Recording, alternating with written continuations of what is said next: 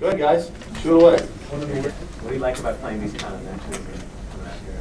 Well, it's a quick trip for me, being in LA. And to go out and play, I'm supposed to play James, obviously, but to play a current guy, it's a challenge for me to keep up with these guys. They do it every day. I do it once a month. So it's tougher for me to move around and to recover from some of these points. And so it's fun for me. It keeps me at home focused and kind of sharp, and kind of keeps me in shape. And to go up here and play in front of, I don't know, 6,000 to 7,000, which was great. And it's fun. At 37, to be retired for 6 years, go out and play decent tennis. The fans enjoyed it. So it's good for me. I'm not looking at anything more than just going out, having some fun, playing well. I still have a lot of pride in performing well and not embarrassing myself. So tonight I felt like I showed up a little bit. It was a little spotty at times, but I played okay. What's a typical day for you these days? Well, I wake up with 2 kids with a lot of energy. So that's the first thing in the morning. I take my kids to school. I play golf. I train. I work out. I play a little poker. I play a little basketball. I try to not have too much fun. I can't just do recreational fun things. I like to just still be in shape and hit a few balls every now and again, play some exhibitions, and spend time with my kids. And now that I'm retired, I've got the time to spend some time with them on the tennis court, the driving range. I can take them to lunch. It's really a lot of fun. They're getting to an age where I can take them out 6 and 3, so it's a lot of fun versus the first 6, 7 months of their lives. It's a little different. If you had to advise Federer on how to beat Nadal, what would you tell him? Well, I've seen them play on every surface now, and I was really curious to see this hardcourt match because they haven't played on hardcourt in a long time, and I was very obviously, look at clay as Rafa, grass should be Roger, but he lost to him last year, but a hardcourt, I was really curious to see how that match would go, and if I were Roger, I would try to come in a little bit more, especially on my serve. Rafa stays so far back. To serve ball every now and again, just to put it in the back of his mind. Because they get in these rallies, and as soon as Rafa gets one ball to his backhand, he's controlling the point. And it's tough for Roger to sort of keep up. I think if he came in and mixed it up. That's what I would advise him to do. He's close, just going what he's doing. And he's a few points away from winning these matches, but I'm sure he's frustrated and. He's playing fine. Rafa's just an animal. The guy can play all day, play at a high level for hours. And to do what he did in Australia, to play 5 hours 2 days before, 2 days before to come back and win the finals, the guy's incredible. You just have to sort of tip your hat off and say, tons of respect for this kid. Has he called you? No. I just leave him alone. I'm not going to bother Roger. He's trying to figure this out. He was pretty hurt from the loss, and as you saw there, and he's so close to my record he can taste it, and it's going to happen. I think we all know that. I think you have to look at Nadal now as someone that is going to be looking to win as many majors as anyone. He's 6 majors at 22. If you do the math, he's going to be right there. You never had a negative record against one of your major rivals like Roger has against Rafa. And the discussion about you making these balls and becoming the greatest of all time. He's been going on for a couple of years now, and he's won a record, but he's 6 and 13 against Nadal. So even if he ties you, can you actually call him the greatest of all time? Well, like I've always said, even throughout my career, even today, I don't think there's one greatest of all time. I just don't. I think you have each generation, you have your guy. Laver, Borg, myself, Roger. When it comes to the numbers, Roger could very well have the most. But he's dominated the game much more than I ever did. It's the greatest of all time is too much of a open-ended question. It's hard to answer that. There's nothing defined. And I understand your question. He's 6 and 13 against his rival. He's got to figure it out. He's got to figure out how to beat this kid. And I think he obviously has the game. But greatest of all time is, look at Rafa, what he's going to do in his career. He could go on and win all the majors. Everyone's compared to Laver in his 2 majors, 2 Grand Slams. So it's hard to say. It's hard to say there's one guy clearly the best. I feel like at my prime, I felt unbeatable, as does Roger. So, when it comes to numbers, you'll have more than anyone, probably Roger. Yeah. But he's got to figure out how to beat this kid. Pete, there was a few occasions in your career when you shed some tears, and were you surprised at how emotional Roger was after the loss? A little bit after a loss is, I think it has accumulated now from Wimbledon to here to Australia. And I think he was just sort of pent up frustration and just really hurt in some way. I'd like, after a loss, to feel that emotion. I mean, I've been emotional on the court for different reasons, but after a loss, you sort of keep it together. But I felt for him at the time. I mean, he's frustrated and he wants it so bad, and to be at that breaking point, it's affecting him a lot more than I thought. It's really sort of hitting home. But he's an emotional guy. He beat me at the Wimbledon match there, and he was in tears. And so I think he's that sort of player. Internalized a lot of things like I did, and you sort of hit the breaking point. And I think it happened for him. It was just kind of caught me off guard when it happened, but it just goes to show how much he cares, how much he wants it. But he'll be fine. He'll recover, and as soon as he gets back to playing, he'll be fine. But motivation will be a tough thing for him over the next couple months. Just having to play some of these events, it's a grind. Does it get hard then when you're at the stage where you once-time tournaments and these one-is-Indian lessons to this games to continue to be motivated for those when you're looking at these bigger prizes, or how does that? Yes. Yes, I mean, you still want to play well, you still want to be sharp, you still want to go out and show your dominance, but you get to a point when you've won so many majors to go, not to disrespect these events, they're great events, but to go and play for a first-round match, it's like, for all these other guys, it's a career win to beat Roger. And if he's not on top of his game, he's had some losses this year. So I think he's getting to a point where it's only about the majors, but he knows he's got to play well leading up to the majors. But, when you hit 28, 29 like I did, it was like week in, week out, just the grind of the tour. And when you won a lot of majors, you sort of have to find that passion to win and to dig deep. It's tougher as you get older. You see what happened with Rodriguez the last couple of days and cycling, Alex Rodriguez. I mean, you sort of look back at when you were playing and wonder more about what was going on. I lost you there. Alex Rodriguez and the Steroid? Yeah. I mean, you sort of look back and wonder what was really going on. With him? No. In my sport? In your sport. No. Never thought twice about guys cheating. It wasn't part of our sport. We've had a few things happen over the past couple of years that you wonder, but in my time in the 90s, I never felt guys were cheating, were on any sort of substance abuse. I mean, I really didn't feel that. So, baseball's a different animal. Do you think the tour's doing enough right now? Yeah. I mean, we had this guy knock on my door, 8 o'clock in the morning, wanting to drug test me, so they're hunting you down. Did you watch the Australian Open final live? It's 2 in the morning, you crazy? I got 2 kids, trust me, you need your rest, but I watched that and the Super Bowl at the same time. I was going back and forth. So I saw the tape of it. And I was just curious to see how these guys would play on the hard court. What did you see? I mean, you told us afterwards what you thought Roger might have done. What during it were you thinking, come in more? Or well, I just feel like what I see is, and when I notice guys that I play that stay back so far on the return, I said, I just get into the net. And if you don't win those points, at least it puts something in the back of his mind that, he can't just hit one ball to my backhand and all of a sudden we have these rallies and you just can tell that Rafa just gets it to his backhand and he sort of controls the point. Or I think Roger just mixed it up a little bit. I mean, I'm not saying serve volley at every point. I'm just saying every now and again, mix it up. And in the 30 love point, try it. If it doesn't work, at least in the back of his mind, he said, "Well, Roger's coming in. This is odd." And so, especially with the guy standing that far back, I just feel like it just might be chopping at the bit at that. Pete, Andrew Bynum will be back in about 8 weeks. What's it going to take for the Lakers to take out the likes of the Celtics? Well, I think we're seeing it. We're seeing some defense. I'm not a basketball expert, but they're hungry. They were embarrassed in that last game last year, I think, with Bynum. And I think there's a sort of a defensive presence they've shown in 6-game road trip, and they've won all games. It's pretty impressive.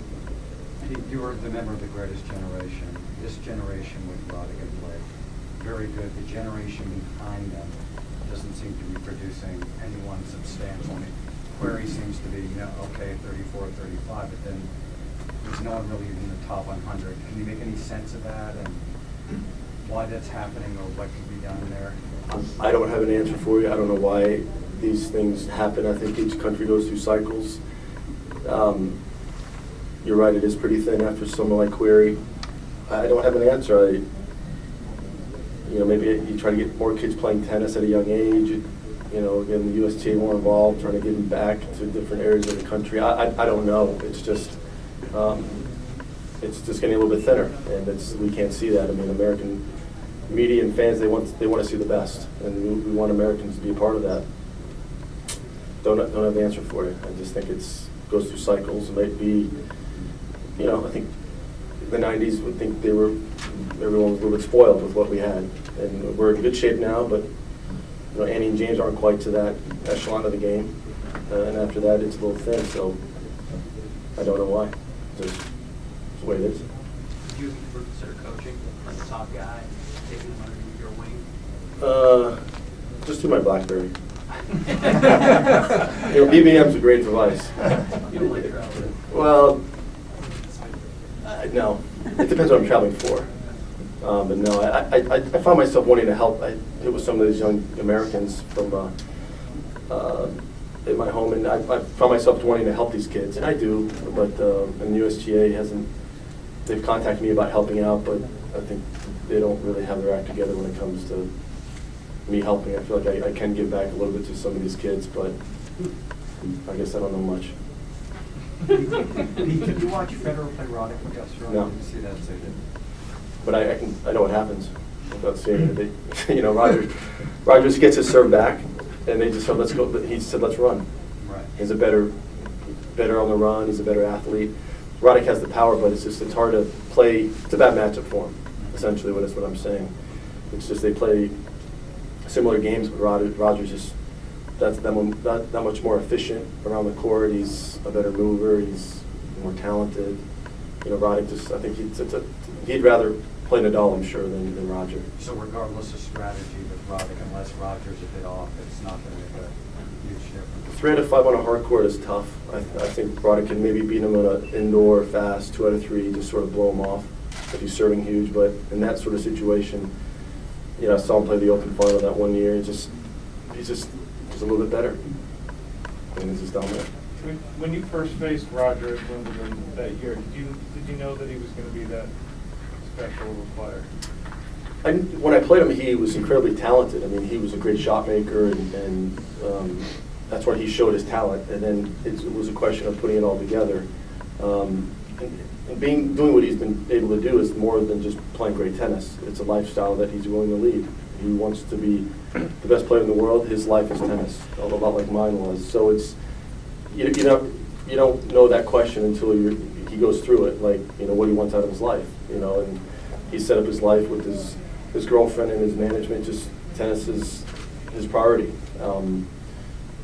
And he sort of answered that question over the past 3 or 4 years. But at that match, that's when you saw his talent. Now he's developed a lifestyle and a game that suits him, just winning a lot of majors and staying on top of the game. So being number 1 or 2 or whatever, it's a lifestyle choice. Some guys are willing to do it, some guys aren't. What impresses you about Nadal? I know his playing style is, not yours, but what about his whole demeanor and attitude? Incredible athlete.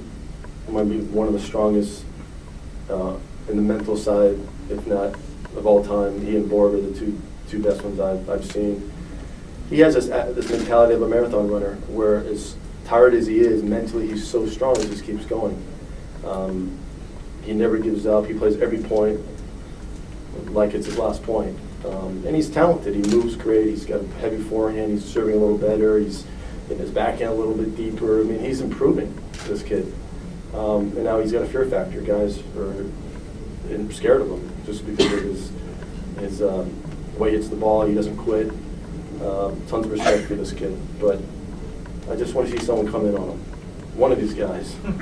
You said a couple years ago you thought the volley seemed to be going extinct. Is there anything that's making you think the opposite? No. It's going. I just watch Wimbledon. I just see the lack of certain volley tennis, and no one's, you know, guys are coming in, but they're doing it out of sort of necessity, not out of strength. It's too bad. It's gone. Did you think about Nadal as someone who, you know, chased down your record before he won the Australian Open? Or has he suddenly made himself part of that conversation?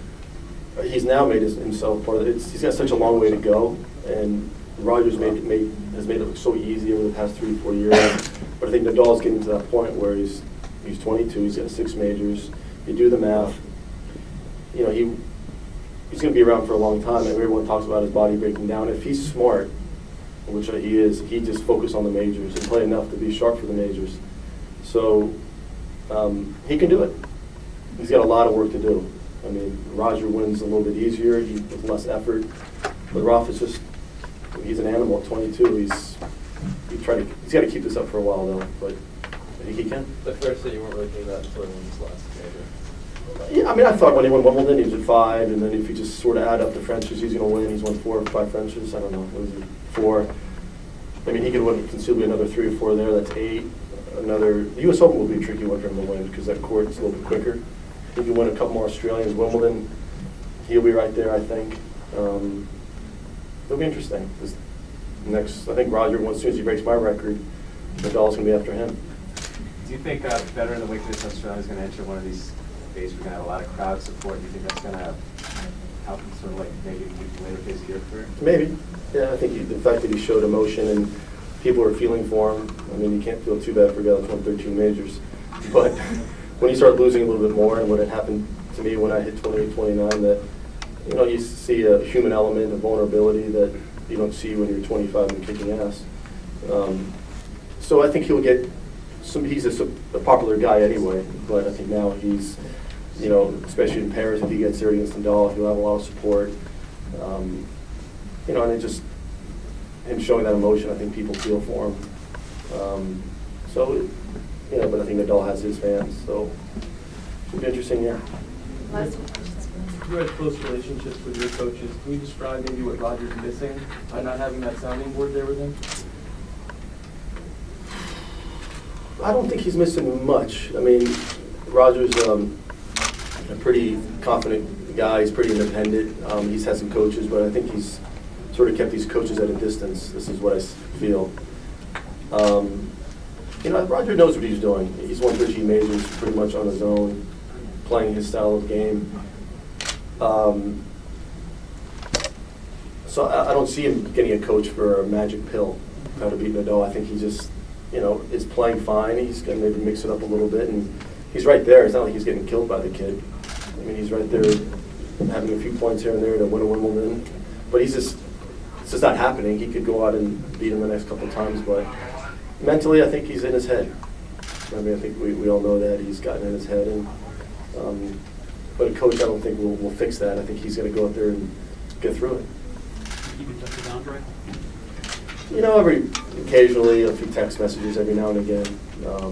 You know, I know he's pretty happy just being a dad and a husband and just doing a few things here and there, but I don't see him ever playing again.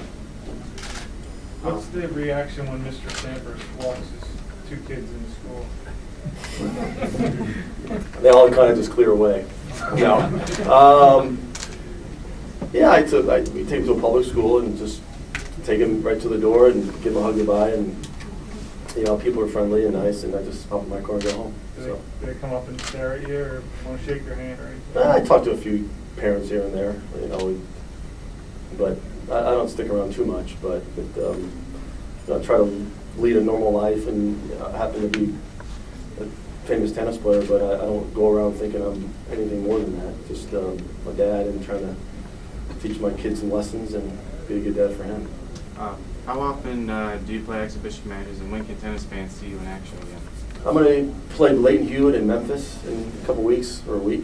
I'm going to play an event in Boston. Jim Courier has a couple of his things that I do. Might go to South America. It just, whatever pops up, it's worth my time. I'll make a trip here and there. So I'm not going to play a ton, just a few here and there. And when's that Memphis match scheduled? The Monday night. Is it next Monday night?